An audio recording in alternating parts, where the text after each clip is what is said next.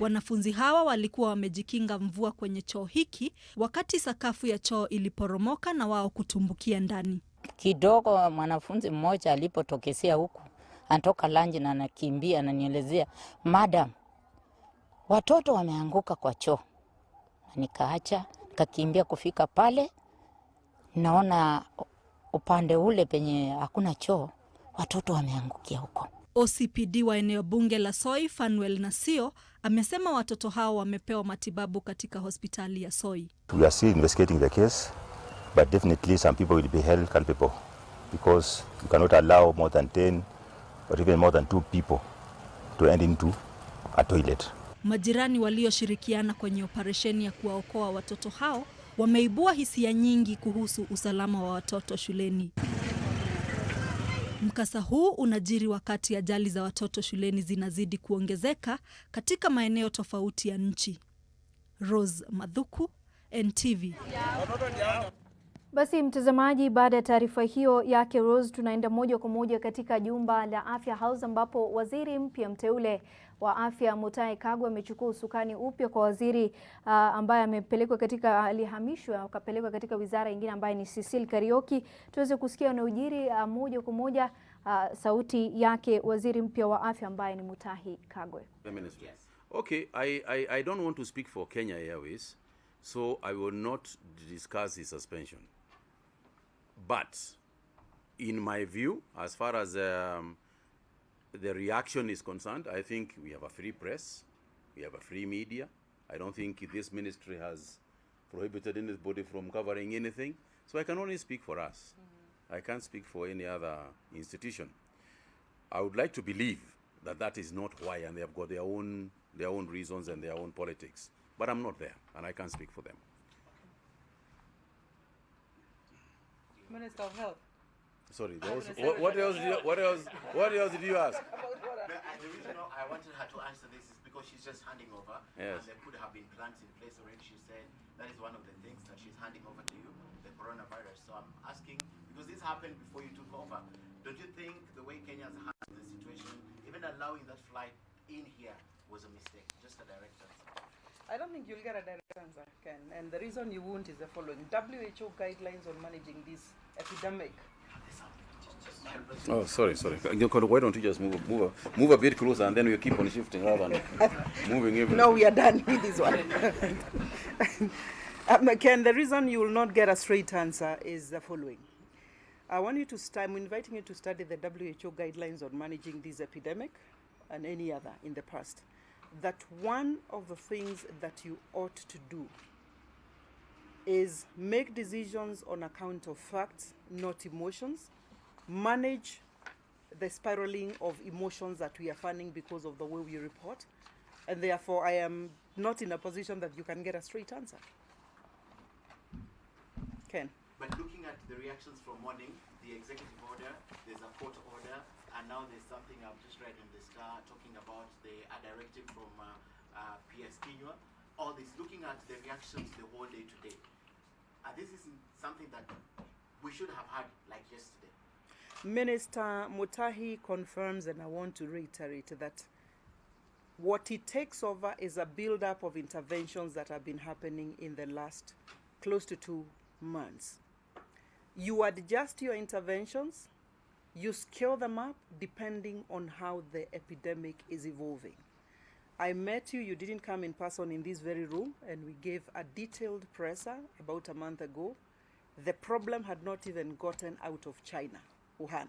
So as the problem escalates, as the numbers increase, as more countries come under net, right now we are at 35, you respond differently. The minister is right in observing that we have an isolation facility. It's been there. Would it be adequate in the event? The answer is no. That is why we are moving on to widen that, just as a matter of preparedness. In any epidemic or any disaster, you actually develop and grow as you move. So there existed a structure. It's been found that it needs to be expanded. The one that the minister is chairing now, it's been given additional mandate. It's even brought in non-governmental organizations, including Red Cross, just again to heighten our levels of preparedness. So Ken, colleagues, I want you to go out of this place not thinking government was sitting waiting. Government has been in motion, indeed, and a lot has been happening. But it comes a time, if things were to change and the figures, and God forbid, we will respond differently. So the first thing is having a sound governance structure that brings all the actors that are necessary into the fore. Right, next, over there. Gloria Milimo from K54. There's also this directive from High Court Judge James Macau ordering for tracing of all the 239 passengers and quarantining them in a KDI facility. So how soon is the ministry planning to do this? And then from the executive order, the president has said has called for preparation of level 5 facilities and all referral facilities. So how many of these do we have, level 5 hospitals? Okay, as you know, we have, yeah, I can see the technical people wishing to talk. We have, is it 5? In every former, there are 12. There are 12 level 5 hospitals spread around all over the country. And the beauty of the level 5 hospitals is a lot of them have got good capacity and capability. And that's why they have been selected as the ones. We must remember, there is no guaranteeing that this, if we have a problem, it will only be in Nairobi. We don't know that. And therefore, with foresight, and this is what Ken Mujugu was asking, you know, what is it you have been doing? We are not doing this because we have patients right now. We are doing this as preparation for anything that can happen. If it doesn't happen, thank God, you know, then all we will have done is made preparations. If it does happen, then we will be on the spot and ready for them. So yes, there is level 5 hospitals, there is Kenyatta Hospital, you know, that there is both the level 5 and the level 6, and also, as you can hear, Bagathi as well is an additional resource that we are going to use for the same purpose. So I think this, let's keep in mind, and I repeat this, let's keep in mind, this is preparation. We are not treating patients in those places. We are preparing for any eventuality. That is government responsibility. In addition to that, I think the media can also assist in passing information that we are going to start producing regarding what is citizen responsibility towards this disease. Hygiene issues, people keeping on washing their hands. If you look at the internet, and you are all conversant with that, the internet in other countries, Singapore and elsewhere, they're issuing statements such as those ones. They are saying, what is it we should be doing as citizens? How do you protect yourself as a person, you know, from this epidemic? And I think that the media has that responsibility as well. Absolutely. You know, to spread that information. You have got journalists who are in the medical area. You also have a responsibility. Start spreading it around. Tell people, protect yourself in this manner. You know, let's not just criticizing, you know, what is the level of, government is not doing enough, government is not doing that, government is not doing the other. Fair enough. You're the fourth estate. That's your job, to highlight issues. But at the same time, you know, let's not cause panic. Tafadhalini. Let me respond to this lady, Minister. Yeah. You talk about the issue of contact tracing, right? Yeah. It Now, was an order by High Court Judge. the issue of contact tracing did not even require any court order. And the reason it never required is when the travelers, are coming into the country, the travel manifest is with a gentleman on my right here as a routine. They will get their contact details every day.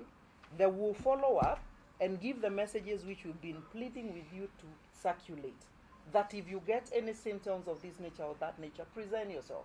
Let us know. And this is the work this team, led by the DG, has been doing long before today. So we didn't need an order for this to begin happening. It's already happening. In fact, how do you make an order of something that is already going on? It was challenged in court, the arrival of that flight from China, and the High Court Judge James Macau said these 239 passengers should be traced and quarantined. Mtazamaji, ni taarifa ambayo mwanahabari wetu Ken Mijungu anaifuatilia moja kwa moja kutoka jumba la afya. Kumbuka waziri huyo mpya ambaye amechukua usukani kile ambaye Mutahi Kagwe ataongoza jopo kazi la kukabiliana na suala hilo zima la homa ya corona, jopo kazi ambalo limeweza kuteuliwa hii leo na Rais Uhuru Kenyatta baada ya kuvunja kimya chake. Tukisonga mbele, tunakwenda moja kwa moja katika kaunti ya Meru. Tuungane na mwanahabari wetu wa masuala ya siasa ambaye ni Kennedy Mureithi, tutakuwa tunaungana naye hapo baadaye. Lakini kwa sasa mikakati ama maandalizi ya BBI imeweza kukamilika katika kaunti hiyo ya Meru. Anayezungumza sasa ni gavana wa kaunti ya Tharaka Nithi ambaye ni Muthomi Njuki. Tuweze kusikia kauli yake kuhusiana na mkutano wa hapo kesho. Those numbers in both economy and in politics. Nasema hivyo kwa sababu tu watu wanasahau haraka sana. Wakati tulikuwa nasoma tukiwa wadogo, coffee and tea, sana sana kahawa, ndio ilikuwa imefanya sisi wenyewe tuheshimiwe kabisa kama watu wa Mount Kenya Central, watu wa Kenya Central Kenya. Lakini ilikuja wakati moja wa serikali ya president moja ambaye sitaki kutaja, ambaye kahawa na majani katika inchi ilipotea. Wetu wakatoka kwa kahawa wakarudi kukunywa pombe kwa sababu bei ilikuwa bure. There was no government to protect us because it was about who is in power that time.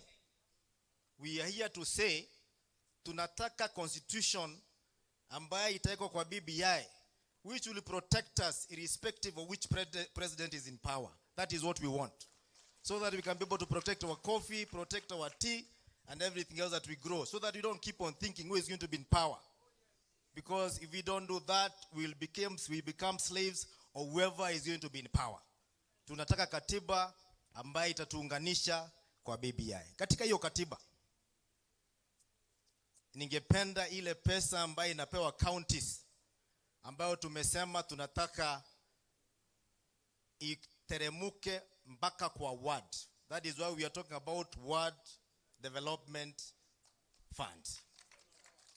Tunasema kwamba ile pesa ambayo sasa iko kwa katiba ambayo inasema 15%, sisi tunaomba tukiwa watu wa Central hiyo pesa iongezewe ifike 45%. Na ikifika 45%, hatutaki tuwe kuwa tunapiga foleni kwa minister wa finance wakati tunataka pesa. Tunataka kwa BBI sheria iseme kama pesa ya Meru County inafaa kufika Meru County by tarehe 28, hakuna kupiga foleni, ikuja direct. So we want to draw directive from consolidated fund so that we don't have to beg whoever is in office that time, ili sisi tuwe tunaendelea vizuri tukiwa wa Kenya ambayo tunaishi pale popote katika hii Kenya. Otherwise hii tunaongea mingi ya siasa 2022.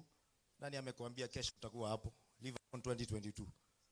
Ni vizuri tuombe Mungu atuambie tufishe 2022, na ikifika katika hiyo wakati tuombe Mungu we be on the right side of the government so that we can benefit more than what BBI is giving us. Asanteni na Mungu ambariki.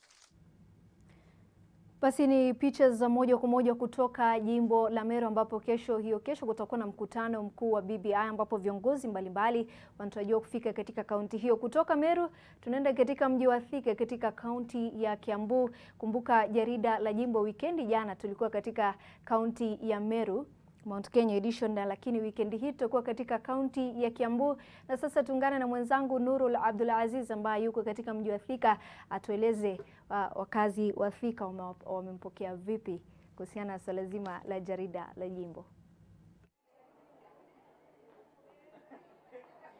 Naam, tuko katika kaunti ya Kiambu, Carlton Jama, kama ulivyosema kaunti 022. Tumewasili leo na tutakaa hapa hadi siku ya Jumapili kuangazia tu baadhi ya mambo katika kaunti hii. Kumbuka kwamba tuko hapa hadi siku ya Jumapili, na hii leo mtazamaji tuko katika taasisi ya Amboseli, taasisi ambayo ina mafunzo tofauti na kuweza kutueleza tu kuhusiana na masuala hayo. Hapa niko katika hema ambapo kuna maandalizi tofauti ambayo yanaendelea, ambayo tutaweza tutaweza kuelezwa zaidi au tutaweza kujionea zaidi mwendo wa saa 1 kamili na saa 3 kamili. Lakini kwanza kabisa kando yangu nina mmoja wa wanafunzi wa taasisi hii ambaye atatueleza tu ni yapi ambayo wanaendelea katika hema hii. Na nipe tu jina lako na utueleze labda unasomea nini na ni mambo yapi tutakuwa tunategemea katika hema hii. Ni matayarisho yapi?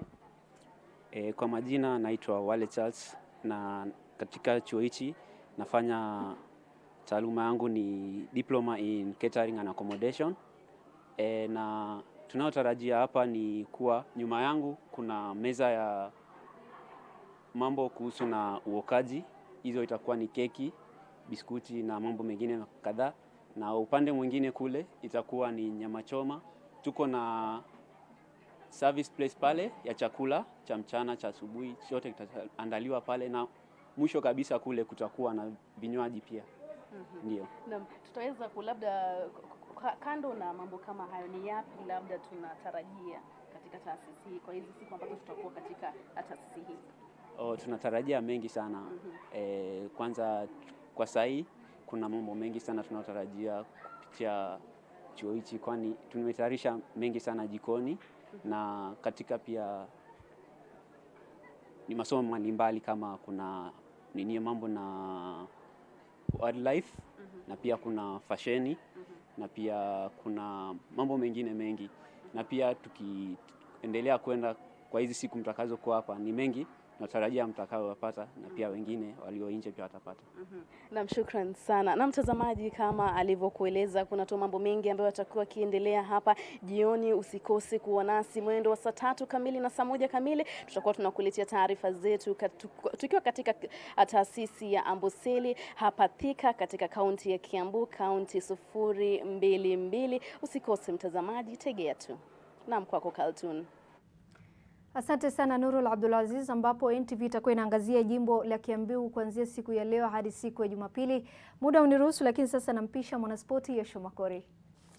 Tuipepeta viwanjani sasa mtindo wa kialasiri, na ni kwamba draw ya raundi ya 16 bora ya Liga Europa imefanyika leo katika makao makuu ya UEFA mjini Nyon, Uswizi, ambapo Manchester United imepangwa na LASK ya Austria, huku Wolverhampton Wanderers ikikutana na Olympiacos ya Ugiriki. Jana usiku sajili mpya wa Man United Odion Ighalo alitia kimiani bao lake la kwanza wakati United iliadhibu Club Brugge mabao 5-0 na kuingia raundi ya 16 bora kwa jumla ya mabao 6-1.